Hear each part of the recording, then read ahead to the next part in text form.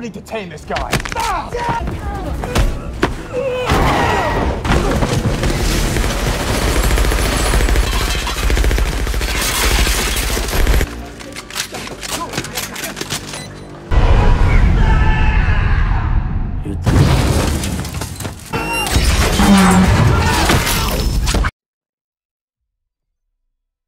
Hai guys, selamat datang di One Clips Channel. Perkenalkan saya Boy yang akan bawakan alur cerita film untuk kalian.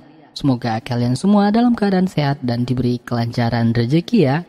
Sebelumnya aku informasikan jika konten ini mengandung full spoiler. Film ini berjudul The Beekeepers yang dirilis tahun 2024. Oke, tanpa basa-basi langsung saja kita bahas alur ceritanya. Film dimulai dengan seorang pria yang sedang menangkap sarang tawon. Pria itu bernama Adam Clay, yang merupakan seorang peternak lebah. Di sana juga ada seorang perempuan yang merupakan pemilik dari gudang yang ia sewa oleh Adam Clay yang bernama Eloise Parker. Ia merupakan seorang ibu yang sangat baik.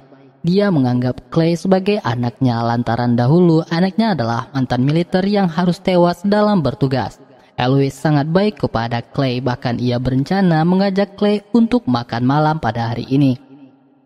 Keseharian Clay ialah beternak lebah untuk menghasilkan madu yang berkualitas. Sementara itu di sisi lain Eloise yang merupakan pemilik sebuah yayasan badan amal yang memiliki simpanan 2 juta dolar. Pada saat itu ia dikagetkan dengan munculnya notifikasi virus terdeteksi di komputer miliknya, sehingga data-data pentingnya tak dapat diakses. Jadi ini semacam phishing gitu guys. Kemudian Eloise menghubungi nomor yang tertera di notifikasi tersebut, dan Eloise pun berbicara dengan seorang pria yang berpura-pura sebagai perusahaan antivirus dan mengarahkan Eloise untuk menginstal sebuah aplikasi agar hard disk di laptopnya bisa diakses segera. Dikarenakan Eloise termasuk orang yang gaptek, jadi dia diminta mengakses sebuah website friendlyfriend.net yang dimana ia diminta untuk mendownload dan install aplikasi antivirus terbaru. Sembari pria yang bernama Mikey Garnett tersebut berdialog dengan kru hackingnya yang lain. Di sana ia dapat melihat seluruh aset yang dimiliki Eloise dan hanya membutuhkan satu password penting agar mereka bisa mengambil sumber uang miliknya. Jadi trik Mikey dengan mentransfer dana sebesar 50.000 USD ke rekening Eloise karena ia tahu Eloise pemilik badan amal zakat, yang tentunya uang tersebut akan ditransfernya lagi ke rekeningnya. Nah, hal ini yang ditunggu-tunggu. Karena pada saat mentransfer dana, Eloise akan memasukkan password. Karena kasihan atas kesalahan yang seolah dibuat oleh Mikey, maka Eloise pun mentransfer kembali. Dan setelah itu, inilah hasilnya.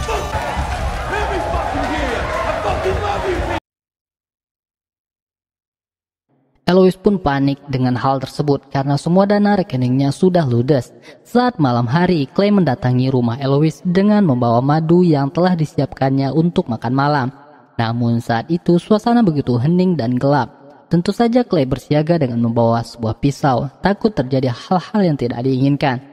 Saat di dalam, Clay sempat kaget dengan kondisi Eloise. Namun saat itu juga ia ditodong pistol oleh anak Eloise yang bernama Verona. Sontak Verona kaget dengan kondisi ibunya yang telah tewas dengan peluru yang bersarang di tubuhnya. Verona sendiri merupakan agen FBI. Saat itu ia sempat menanyakan beberapa pertanyaan kepada Clay sampai pada akhirnya ia meminta rekannya untuk memeriksa Clay di kantor. Apakah benar dia yang membunuh Eloise? Di rumahnya Verona memeriksa semua kondisi rumah termasuk laptop ibunya. Begitu kaget ia melihat semua rekening ibunya telah habis. Dan juga ia memeriksa ternak madu yang dimiliki Clay. Keesokan harinya Clay diantar kembali karena tidak terbukti bersalah. Dan disimpulkan jika ibu Verona tewas bunuh diri. Karena seperti yang kita tahu ia tak kuasa dengan kondisi saldonya yang habis semua. Bahkan dituduh penggelapan uang. Verona yang mendengar itu meminta maaf kepada Clay. Dan mereka pun berbincang-bincang perihal ibunya yang tak mau diajak ikut bersamanya. Dan alasan ia menyukai Clay karena mirip dengan putranya yang telah meninggal.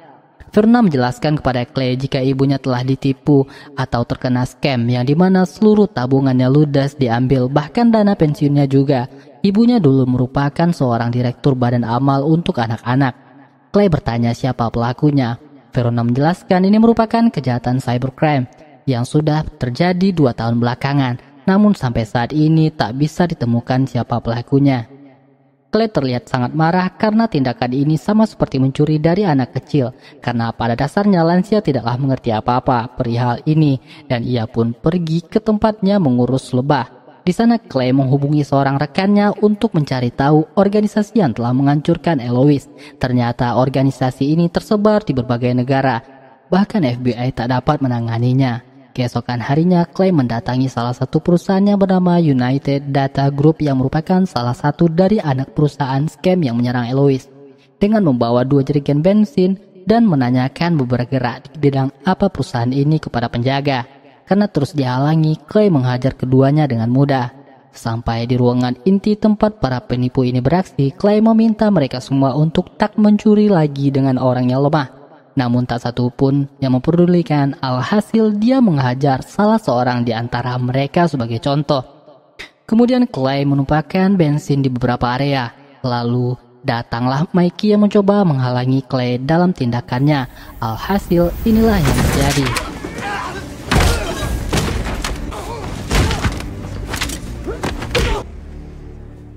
But you feel really proud of you. Mister, anything alive in here won't be.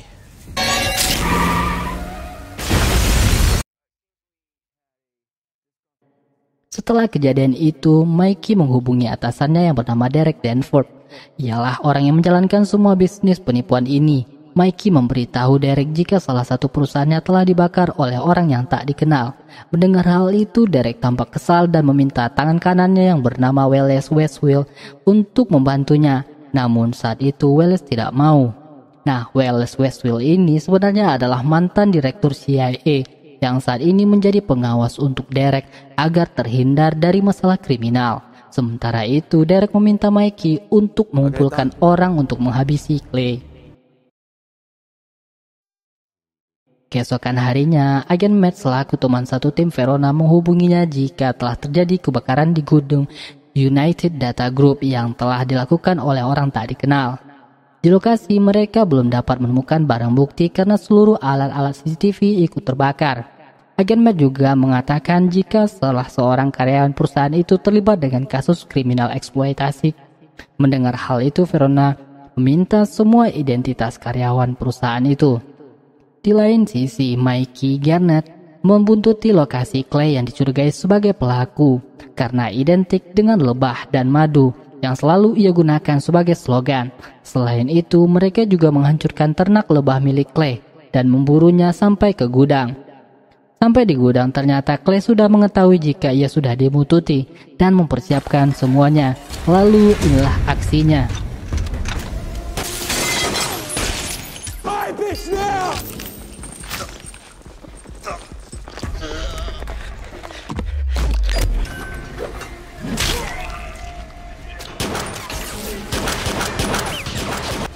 Somebody fucking help me! Me and you, we can fix this! No!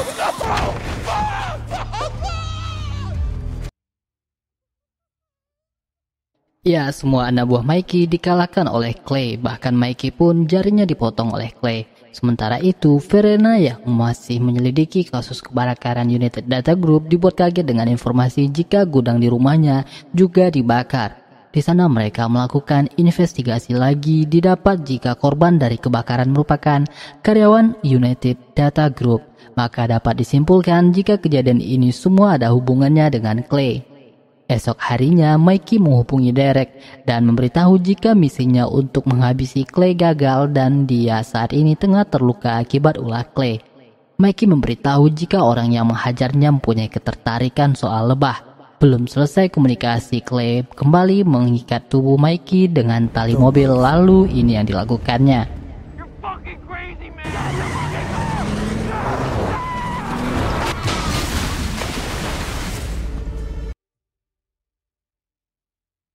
Kemudian telepon Mikey tadi diambil alih oleh Clay dan mengancam Derek jika orang yang selanjutnya akan dicarinya adalah dirinya. Semua berita telah tersebar, bahkan Wallace yang sebelumnya tidak tertarik dengan kasus Derek menjadi kaget karena ia tahu jika orang yang mengincar Derek bukan orang sembarangan. Ia adalah The Beekeeper. The Beekeeper merupakan agen rahasia yang sangat ditakuti. Jika agen dari organisasi ini mengincar seseorang, bisa dipastikan ia akan menyelesaikannya sampai targetnya tamat.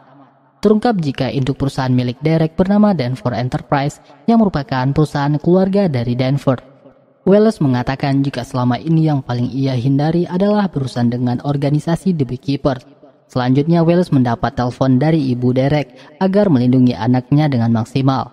Kemudian Wallace menghubungi Janet selaku rekannya di CIA untuk memburu Clay. Namun tampak Janet juga kaget dan khawatir kenapa harus berurusan dengan organisasi The Beekeeper. Keesokan harinya Janet menghubungi Wallace dan mengatakan jika Clay sudah tidak aktif lagi menjadi anggota The Beekeeper atau pensiun. Oleh sebab itu dia meminta bantuan jasa organisasi The Beekeeper yang aktif untuk memburu legenda terbaik dari organisasi The Beekeeper itu sendiri. Di tempat lain, saat mengisi bahan bakar, mobil Clay ditabrak oleh anggota The Beekeeper yang aktif. Sontak saja ia dengan brutal menembaki siapapun termasuk Clay, dan perkelahian pun tak dapat dihindarkan.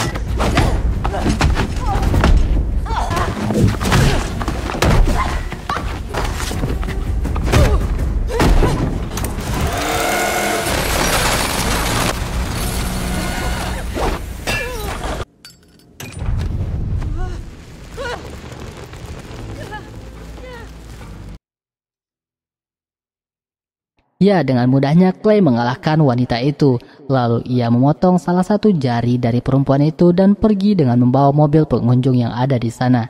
Kemudian Janet menghubungi Wallace dan mengatakan jika organisasi The Beekeeper mengambil posisi netral dan tak mau ikut campur urusan Clay. Oleh sebab itu, Janet benar-benar tak bisa membantu Wallace lagi.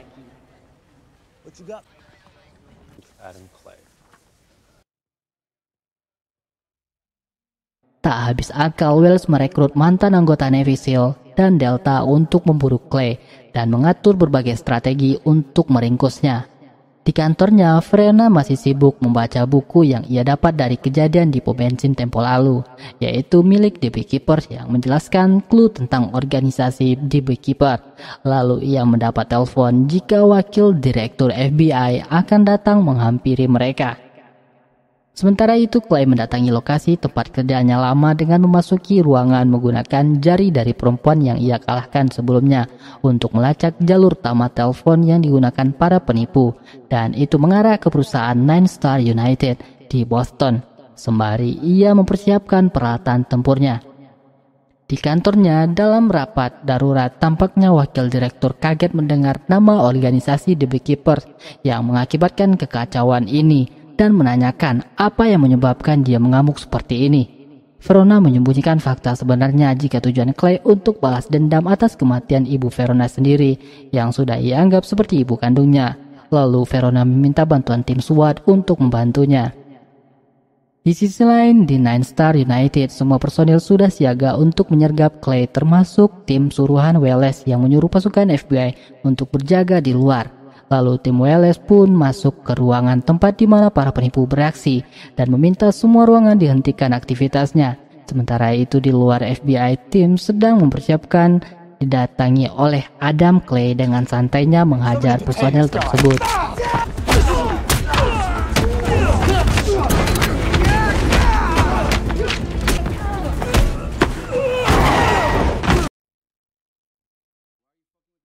Di dalam ruangan, Derek tidak mengizinkan personel dari Pettis untuk mengosongkan ruangan dan menyuruh mereka untuk berjaga di luar. Tapi siapa sangka Adam Clay ternyata sudah ada di dalam dan menghajar mereka semua.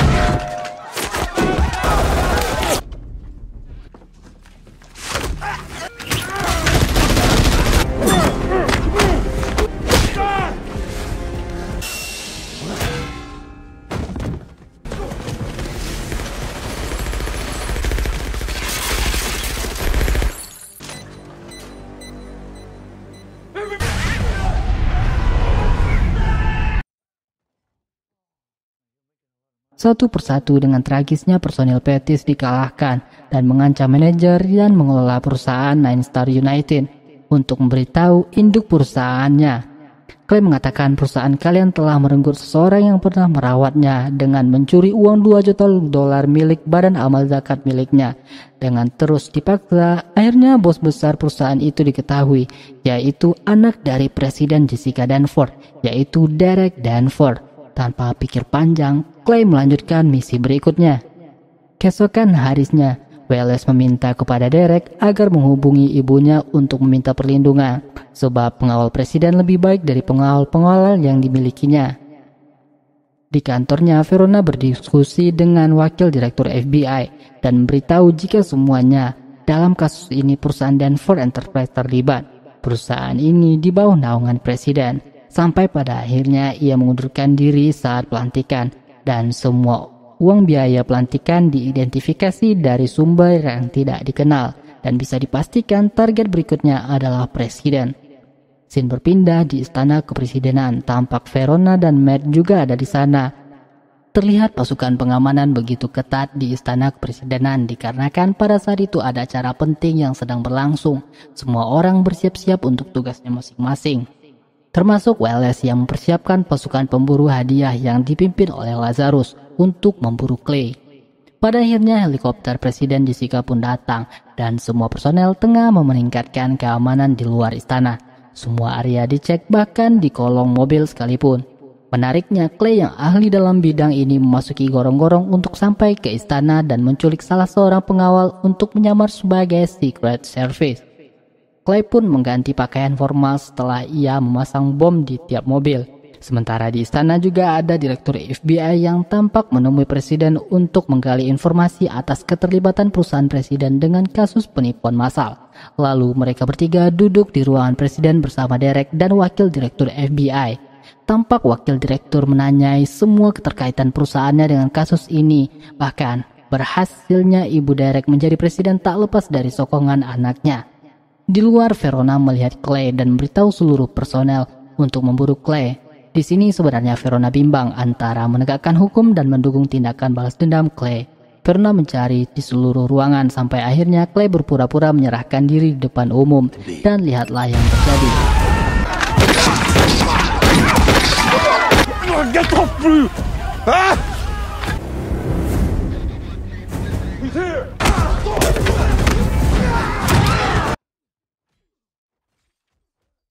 Setelah itu pertarungan selanjutnya Lazarus melawan Clay, yang pada akhirnya Clay berhasil melumpuhkan. Sementara di dalam ruangan, Derek tampak semakin panik jika kejahatannya akan dibongkar FBI. Lalu ia menembak wakil direktur FBI hingga tak hidup lagi. Di sana Derek juga menyandera ibunya sendiri dan bahkan berencana akan menghabisinya. Namun dengan sigap Clay menembak Derek hingga tertidur pulas. Sementara Verona yang melihat itu tak bisa berbuat banyak karena ia tahu tujuan Clay sebenarnya. Hingga pada akhirnya Clay dibiarkan melarikan diri ke laut.